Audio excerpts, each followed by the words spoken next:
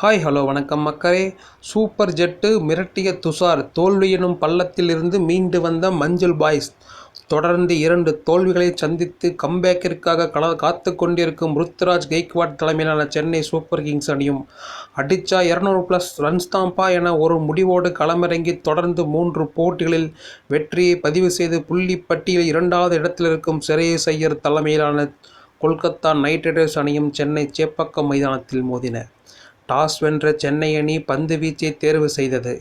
சென்னை அணியின் பதிரனா தீபக் சகர் காயத்தால் இப்போட்டியில் விளையாடவில்லை.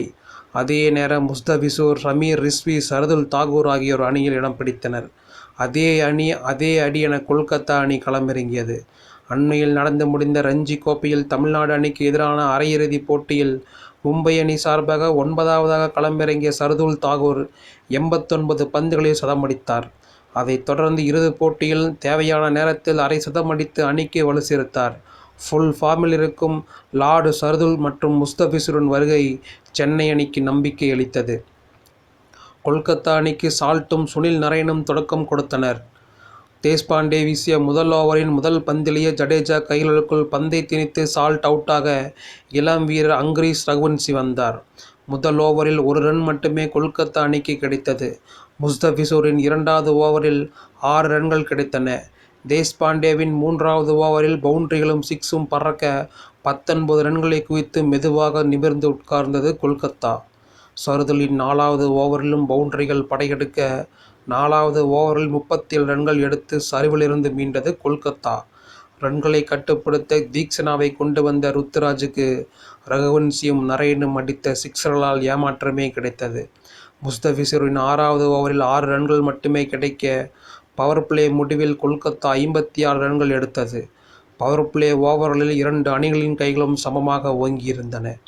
எப்போதும் போல 7வது ஓவரில் ஜடேஜா வந்தார். முதல் பந்திலேயே ரகுவன்சியை LBW முறையில் வெளியேற்றினார். 5வது பந்தில் நரைனும் தீக்ஷனாவிடம் கேட்ச் ஆனார். சரியும் விக்கெட்டுகளை நிறுத்தி பெரிய இலக்கை நிர்ணயிக்க வேண்டிய பொறுப்பு கேப்டன் ஸ்ரேயஸ் ஐயர் வெங்கடேஷ் ஐயர் கூட்டணிக்கு வந்தது. 8வது ஓவரில் தீக்ஷனா பந்து வீச்சில் காட்டிய வேரியேஷன்களால் 2 ரன்கள் மட்டுமே கிடைக்க சென்னையின் பக்கம் போட்டி திரும்பத் தொடங்கியது. ஜடேஜா ஓவரில் மனோகரா பொறுத்தது போதும் பொங்கு எழு என இறங்கி அடித்த வெங்கடேஷ் ஐயர் மிச்சிலிடம் கேட்ச் ஆனார். ரச்சின் ரவீந்திரா இடதுகை சுழலில் 10வது ஓவர் முடிய கொல்கத்தா அணி 70க்கு 4 என்ற நிலையில் இருந்தது. 10,000 ரூபாய் பத்தாதேடா என கொல்கத்தா ரசிகர்கள் கவலை கொண்டனர். ஸ்ரேயஸும் ராமன்தீப் சிங்கும் அணியை மீட்டெடுக்க போராடி கொண்டிருந்தனர். ஜடேஜாவின் 11வது ஓவரிலும் 7 ரன்கள் கிடைக்க கொல்கத்தா அணிக்கு சூழலில் சுற்று போட்டது சென்னை. தீக்ஷனாவிடம் ராமன்தீப் போல்டாக கடைசியில் தான் வந்தார் விநாயக் மகாதேவ் என்பது போல மைதானத்திற்கு வந்தார் ரிங்கு சிங்.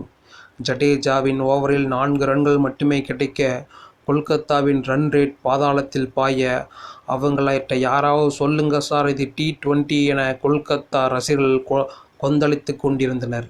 சர்துலின் 14வது ஓவரில் 6 ரன்கள், தீக்ஷனாவின் 15வது ஓவரில் 5 ரன்கள் என அடித்து எங்க தாவறது, நாங்களே தவழ்ந்துக்கிட்டு இருக்கோம் என ஆடிக்கொண்டிருந்தது கொல்கத்தா.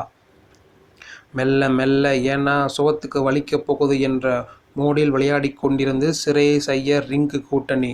கோடையின் வெட்கையால் தவிர்த்து கொண்டிருந்த ஸ்டம்புகளுக்கு விசிறி விட்டு கொண்டிருந்தார் ரிங்கு. அந்த மனசுதான் சார் கடவுள். தேஷ்பாண்டேவின் 3வது ஓவருக்கு பின் பிக் ஓவர்கள் கொல்கத்தாவிற்கு இல்லாமல் போக ஸ்ட்ரைக்கை மட்டும் ரொட்டேட் செய்தபடி ரன்களை கொத்தி கொத்தி சேர்த்து கொண்டிருந்தது கொல்கத்தா. சர்துலின் 16வது ஓவரில் 10 ரன்கள், தேஷ்பாண்டேவின் 17வது ஓவரில் பெரிய ஷாட்டுகள் அடிக்க போராடி கொண்டிருந்த ரிங்கு சிங் போல்டாக ரசல் களமிறங்கினார். என்னப்பா ஹரிப்பட அடியாட்கள் மாதிரி வரிசையாக வந்துட்டே இருக்காங்க என நொந்து கொண்டனர் சென்னை ரசிகர்கள். முஸ்தபிசூரின் அசத்தலான டெத் ஓவரை விளாச போராடிய ரசலுக்கு ஆறுதல் பரிசாக 9 ரன்கள் மட்டுமே கிடைத்தன. இதற்கிடையில் ரசல் கொடுத்த கேட்சை நூலிழையில் தவறவிட்டார் விக்கெட் கீப்பர் தோனி. 19வது ஓவரில் ரசல் என்ற மிசலை செயலிழக்க செய்தார் தேஷ்பாண்டே. அதைத் தொடர்ந்து இம்பேக்ட் பிளேயராக அனுகுல் ராய் நுழைந்தார். யாருக்குமே தொந்தரவு தராமல் ஒரேயாளாக பங்களாவிற்கு வெள்ளையடித்து கொண்டிருந்த ஸ்ரேயஸ் ஐயர் முஸ்தபிசூரின் 20வது ஓவரில் முதல் பந்தில் நடையை கட்டினார். 4வது பந்தில் ஸ்ட்ரைக்கும் கேட்ச் ஆனார். 20 ஓவர்கள் முடிவில் 9 விக்கெட் இழப்பிற்கு 137 ரன்கள் எடுத்து சென்னை அணிக்கு 138 என்ற இலக்கை நிர்ணயித்தது கொல்கத்தா அணி. சுழல், வேகம் ஆகிய இரண்டுமே கைகொடுக்க அசுர பலமான பேட்டிங்கை கொண்ட கொல்கத்தா அணியை நம்ப முடியாத ஸ்கோருக்குள் சுருட்டியது சென்னை. சென்னை அணிக்கு கேப்டன் ருத்துராஜும் ரச்சின் ரவீந்திராவும் தொடக்கம் கொடுத்தனர். கடந்த போட்டியில் ஃபார்முக்கு வந்து மிரட்டிய மிச்சல் ஸ்டார்க் முதல் ஓவரை வீசினார். அந்த ஓவரில் 4 ரன்கள் மட்டுமே கிடைத்தன. வைபவ் பரோரா வீசிய 2வது ஓவரில் 7 ரன்கள் கிடைத்தன. ஸ்டார்க் வீசிய 3வது ஓவரில் பவுண்டரிகள் குவித்து அதிரடிக்குள் அடியெடுத்து வைத்தது சென்னை. வைபவின் அடுத்த ஓவரிலேயே வருண் சக்கரவர்த்தியின் கைகளுக்கு பந்தை தூக்கி எடுத்து விட்டு வெளியேறினார் ரச்சின் ரவீந்திரா. தொடர்ந்து 3வது மேட்சாக நல்ல ஃபார்ம் இல்லாமல் தவிக்கிறார் ரச்சின். அடுத்ததாக மிச்சல் களமிறங்கினார். அணுக்களின் சுழலுக்கு 3 பவுண்டரிகள் பரிசாக கொடுத்தார் ருத்து. வைபவின் ஓவரில் எப்போதும் போல கேட்ச் கொடுத்துவிட்டு வெளியேற முயன்ற மிச்சலின் கேட்சை கோட்டை விட்டது கொல்கத்தா. ஏலே தப்பிக்கவா பார்க்க, அடியிலே ஒழுங்க என மிச்சலை பார்த்து மஞ்சள் படை மிரட்டுவது போல விசில் சத்தம் கேட்டது. அந்த ஓவரில் ருத்துராஜின் அதிரடியால் 2 பவுண்டரிகள் கிடைத்தன. நரேனின் 7வது ஓவரில் லாங் 6, ஸ்வீப் 4 என மிச்சல் பறக்க விட, யா அண்ணாமலை நீ வந்துட்டியா என உணர்ச்சி வசமானார்கள் சென்னை ரசிகர்கள். அடுத்து மண்ணின் மைந்தன் வருண் சக்கரவர்த்தியின் அசத்தலான சுழலில் 1 ரன் மட்டுமே சென்னைக்கு கிடைத்தது. ஆனாலும் 8 ஓவர்கள் முடிவில் ஆரோக்கியமான நிலையிலேயே இருந்தது சென்னை. நரேனின் 9வது ஓவரில் 7 ரன்கள், வருண் சக்கரவர்த்தியின் 10வது ஓவரில் 7 ரன்கள் என கொல்கத்தாவின் சுழலுக்கு கட்டுப்பட்டது சென்னை. 10 ஓவர்களில் 81க்கு 1 என்ற நிலையில் இருந்தது சென்னை. ரசலின் 11வது ஓவரில் 8 ரன்கள், வருண் சக்கரவர்த்தியின் 12வது ஓவரில் 7 ரன்கள் என நிதானம் தொடர்ந்தது. மறுபுறம் பொறுப்பாக ஆடிய கேப்டன் ருத்துராஜ் அரை சதம் கடந்தார். சென்னை அணியின் கேப்டனாக ருத்துராஜின் முதல் அரை சதம் இது. அது மட்டுமின்றி சென்னை அணிக்கு அரை சதம் அடிக்கும் 2வது கேப்டன் இவர்தான். நரேனின் 13வது ஓவரில் மிச்சல் போல்ட் ஆனார். இம்பேக்ட் பிளேயராக எல்லைச்சாவி சிவம் துபே களமிறங்கினார். 14வது ஓவரை வீச மீண்டும் ஸ்டார்க் வந்தார். ஆளுக்கு ஒரு பவுண்டரி அடித்து சென்னையை வெற்றிக்கு அருகில் நகர்த்திச் சென்று ருத்து துபே கூட்டணி. நரேன், வருண் சக்கரவர்த்தி ஆகிய சுழல்களை மீண்டும் பயன்படுத்தி பார்த்தும் பலன் கிடைக்கவில்லை. மாறாக இட்ட துபேவின் சிக்சர்களால் கொல்கத்தாவிற்கு சிக்கல்கள்தான் தொடர்ந்தன.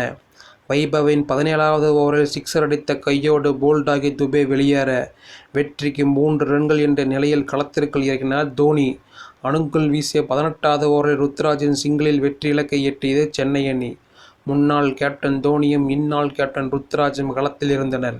கடைசி வரை பக்குவமாக ஆடிய ருத்துராஜ் 67 ரன்கள் எடுத்திருந்தார். 3க்கு 18 என்ற ஸ்பெல் மற்றும் 2 கேட்சுகளுக்காக ஆட்டநாயகன் விருது வென்றார் ஜடேஜா.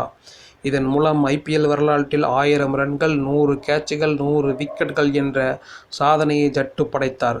தொடர்ந்து 2 தோல்விகளால் துவண்டு போயிருந்த சென்னை அணிக்கு இந்த வெற்றி இனி வரும் போட்டிகளுக்கான உத்வேகத்தை அளித்துள்ளது.